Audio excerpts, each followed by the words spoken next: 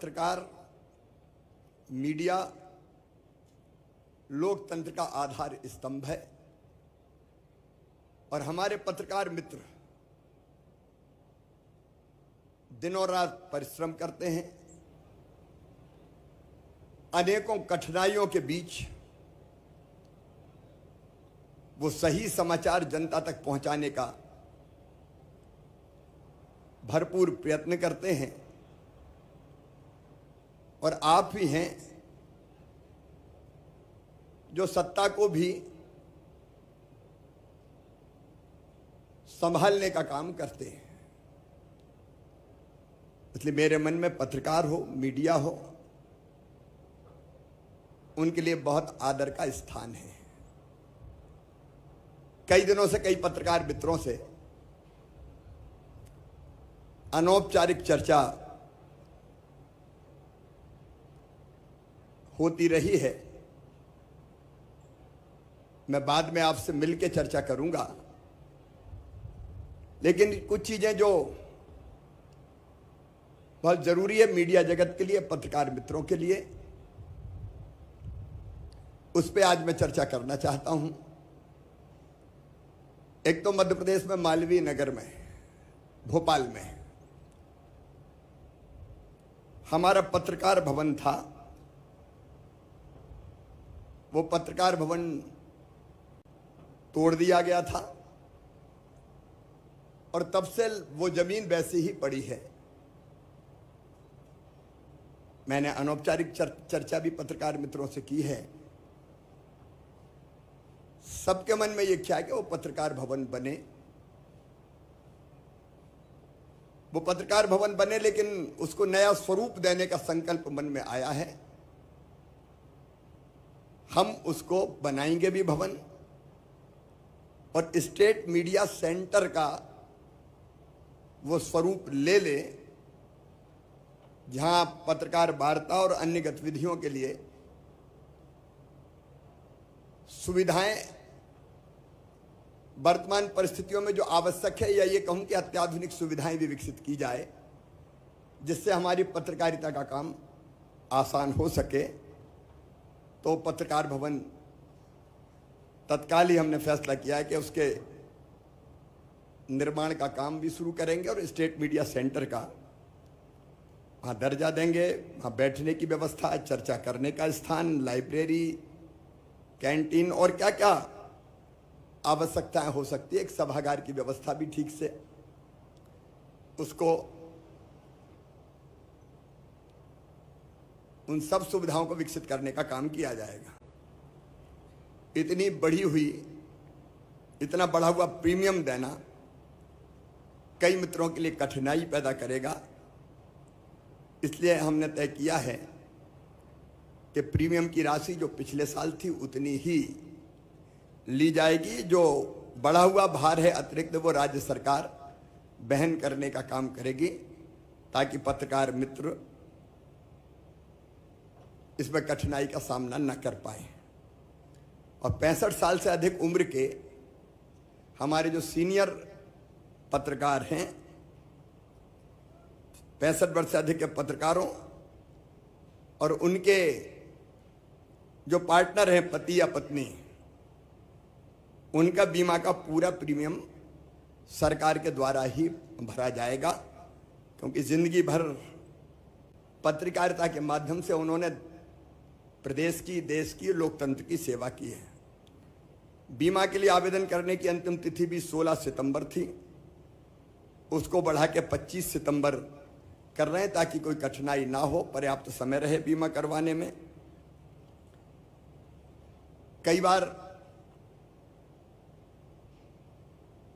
बीमारियों के कारण पत्रकार स्वयं को, भगवान ना करे वैसी स्थिति कभी आए, लेकिन हम जानते हैं कि ये संसार चक्र है। कई बार ऐसी कठिनाइयां आती हैं हमारे जीवन में, तो पत्रकारों को स्वयं और उनके आश्रितों के उपचार के लिए सामान्य बीमारियों में अभी तक आर्थिक सहायता का प्रावधान 20,000 था, उसको बढ़ा के हम लोग, क्योंकि आवश्यकता बढ़ गई है, इलाज में भी कई बार ज़्यादा पैसे खर्च करने पड़ते हैं, तो 20,000 से बढ़ा के उसको 40,000 रुपये हम कर रहे हैं, और गंभीर बीमारियों के लिए 50,000 से बढ़ा के इसको सीधे 1 लाख रुपया किया जाएगा। लेकिन और भी कोई ज़रूरत होगी तो सरकार ध्यान रखेगी। हमारे वरिष्ठ और बुजुर्ग पत्रकारों को प्रतिमाह सम्मान निधि अब तक 10,000 दी जाती थी, उसको भी बढ़ा के 20,000 रुपया किया जा रहा है, ताकि जो वरिष्ठ पत्रकार हैं उनको तकलीफ ना हो। सम्मान निधि प्राप्त करने वाले भगवान ना करे, लेकिन हम जानते हैं कि ऐसा होता ही है कि पत्रकार का अगर स्वर्गवास हो जाए तो